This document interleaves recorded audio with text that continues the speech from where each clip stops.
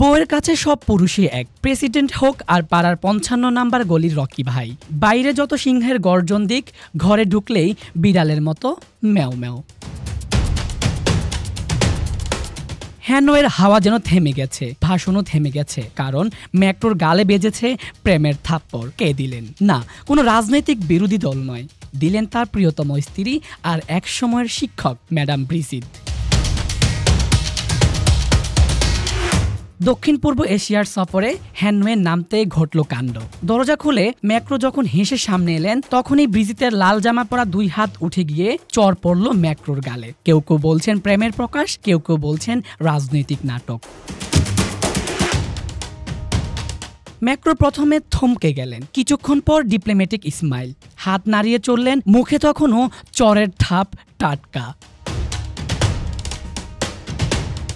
শোনা যাচ্ছে বিমানে ওঠার আগে শুরু হয়েছিল হালকা তর্ক। কেউ ভাবেনি সেই তর্ক চড়ে গিয়ে রূপ নিবে ম্যাক্রোর গালে।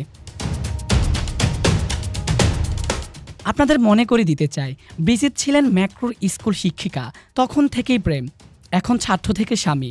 তাই কেউ কেউ হাসতে হাসতে বলছেন, ছাত্র দেরি করলে শিক্ষক তো চর মারবে, এটাই স্বাভাবিক।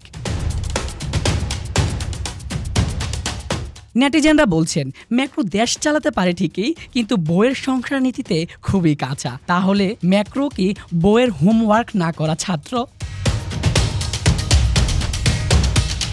সব মিলিয়ে বোঝা যাচ্ছে রাষ্ট্রপতিও মাঝে মাঝে ক্লাসে ফিরে গিয়ে পুরনো পাঠ ঝালাই করে নিতে হয়, আর না হয় ম্যাক্রোর মতো এভাবেই বইয়ের থাপ্পড় গালে জুটে বসবে।